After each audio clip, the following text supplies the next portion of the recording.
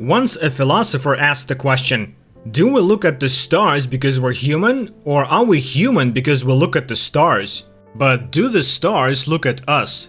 What if not only do they look, but they fly to the light of human beings as humans aspire to their radiance? This story begins in a village called Wall, because it stands at the very wall that shields it from the fairy tale kingdom of Stormhold. One day, a young man named Dustin Thorn, who has long intended to visit the fairy tale world, arrives at the only passageway to the other world. And tricking the keeper of the wall, he enters forbidden territory. While wandering through a city full of wonders, Dunstan meets a girl who calls herself Princess Una. She can only become free after the death of the sorceress who has captivated her. The boy tries to cut off the rope holding the girl, but it springs back together, leaving a small fragment in his hands. For these efforts, he receives a glass flower as a gift and spends the night with her. After returning home, the boy tries to forget his adventure. But 9 months later, a guard brings him a basket left for him by the passage, in which a lovely baby boy named Tristan sleeps, and a seal envelope lies nearby. After growing up and knowing nothing of his origins, Tristan dreams of marrying Victoria Forrester, the most beautiful girl in Wall. But the beautiful girl laughs at the shortcomings, and one day Tristan loses his job because of her. The distraught boy is comforted by his father. He is different, and this is his chance for a happy future. That evening, the boy arranges a picnic for the girl, not far from the Wall. Meanwhile, in Stormhold's palace, the king dies. Of his 7 sons, only 4 are left alive by this time, though one of them immediately eliminates one of his rivals by throwing him out of the tower window to the approving laughter of the king, the Joker. The ghost of the hapless prince joins the ranks of the brothers who died earlier and who cannot leave this world before their coronation. The king wonders about the whereabouts of his only daughter, Una, but no one has seen her for many years, which, however, does not particularly upset the ruler. In order to resolve the question of the succession to the throne, the old man removes a large jewel from around his neck, which suddenly becomes colorless, and announces that whoever restores the color of the royal ruby will become ruler, and he dies. The princess rushes to the pendant, but the ruby flies swiftly into the sky, where it shoots down a star. The star falling from the sky is also seen by Tristan and Victoria, and the boy promises he will bring it to the girl, even though it has landed on the other side of the wall. Victoria gives him a week or she will marry someone else, and the star, having fallen in the middle of the forest, turns into a girl. Her flight is also noticed by the 3 old sorceresses, Lamia, Mormo, and Empusa. The fact is that they kept their youth alive by eating the hearts of falling stars, but there haven't been any of those lately. And now the witches had their chance. Lamia, having tricked herself into getting the last piece of a past star, rejuvenates herself and sets out on her quest. Tristan tries to escape behind the wall, but the guardian gives the boy a beating and he is forced to return home.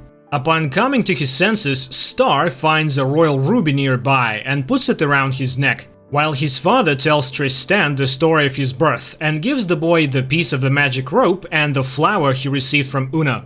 There is also a letter with a magic candle wrapped in it, which will transport the boy to where his mother is if you light it and think of her. The father holds out the matches, and the boy is transported to the crater, knocking the star down. He calls her mother, but the angry girl denies their kinship and asks to be left alone. And Tristan realizes he didn't think of his mother, so he was transported to an unknown place. When he discovers that the girl is the star named Yvain, he ties the magic rope on her arm, from which only the master can free her, and informs her that she is a gift for his fiancée, Victoria. Meanwhile, Princess Primus and Septimus, having poisoned the 3rd brother and the bishop, also set out in search of the ruby. Tristan secures the star's agreement to wish his beloved happy birthday by promising to give her the other half of the candle so she can return home to heaven. Lamia, in the meantime, manages to acquire a goat for his carriage and creates a pair for him from the village boy, Bernard. On the way, she meets Ditchwater Sal, the witch of Una, and shares a meal with her, after which she unexpectedly tells the witch the truth about the star. When she realizes that Sal has fed her an herb that makes her tell the truth, Lamia casts a spell on the witch that makes it impossible for her to ever recognize the star, even if she's at arm's length. Meanwhile, Yvain begs Tristan to let her rest, for it is during the day that stars sleep, so he ties her to a tree and sets out to find food. At this time, Prince Septimus reaches the distant southern shore, where he has rushed according to the diviner's instructions. But there is no stone here. The old man justifies himself with the predictions of his runes, but the prince, forcing him to throw them again, accuses him of working for his brother and kills the old man. Una points a new way, to the west. That is also where Lamia goes. Night falls in the trees, but the boy is still missing. Suddenly, a unicorn emerges from the forest and frees the star. The girl settles on his back and rides away. Having realized that she has lost track of the star, Lamia turns to her sisters for help. They advise her to stay where she is, for the star will come to her, but she can barely shine from exhaustion, so she must wait until she regains her strength before cutting out her heart. The sorceress turns the goats into humans and her wagon into an inn and stays to wait for her guests. At this time, Tristan, who has returned without finding Yvain, falls asleep under a tree, but is awakened by the whispers of the stars, which tell him of the danger awaiting their sister. They also order him to board the approaching carriage, in which the prince and his ghostly brothers are riding. But as he tries to jump in, the boy falls, which Prince Primus notices and agrees to take Tristan with him. Meanwhile, the star makes it to Lamia's inn, and the sorceress surrounds her with care, offering a warm bath and a soft bed. The rested star begins to glow. The witch is intent on committing the atrocity, but suddenly Prince Primus knocks on the door, while Tristan leads the horses to the stables. The prince climbs into the tub left behind by Yvain, who also comes downstairs, interested in the travelers. The frustrated witch adds poison to the prince's drink, which is seen by the ghosts of his brothers. However, the prince cannot hear their warnings. Nevertheless, fearing his brother's intrigue, Primus refuses the wine, offering to treat his friend. The maid carries the goblet to the stables, where Tristan accepts the drink, while the prince notices the royal ruby on Yvain's breast.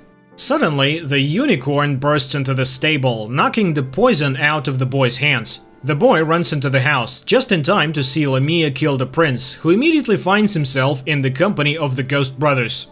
Tristan tries to lead Yvain away, but the sorceress surrounds them with a wall of fire. As she prepares to cut out the star's heart, Tristan snatches the candle, and telling Yvain to hold him and think of home, sets it on fire.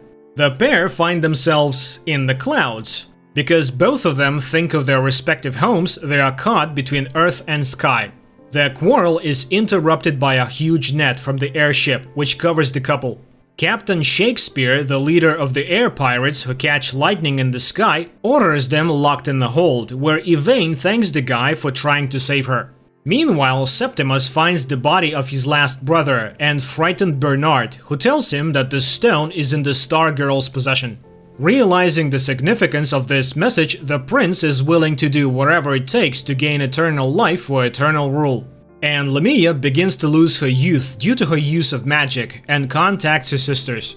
After guessing at the entrails of animals, the witches again confirm that Yvain is in the air, and Lamia promises to bring the star to their castle. Meanwhile, Yvain asks Tristan to tell her about Victoria, and the boy finds it difficult to give proof of her fond feelings for him.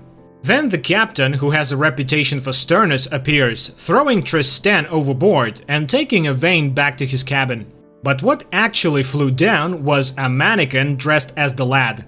Shakespeare, who turns out to be the nicest man, transforms Tristan and gives the girl a dress. Later, the crew of the flying ship find themselves in the store of a local merchant who breaks the news of the fallen star. Shakespeare understands who Yvain is, but does not give away her secret.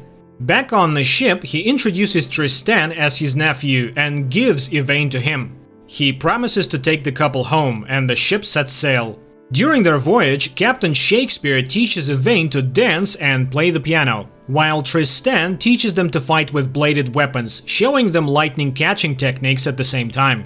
One day, he cautions the girl. She shines brighter every day, and he understands the reason, for her light flares up when Tristan is around.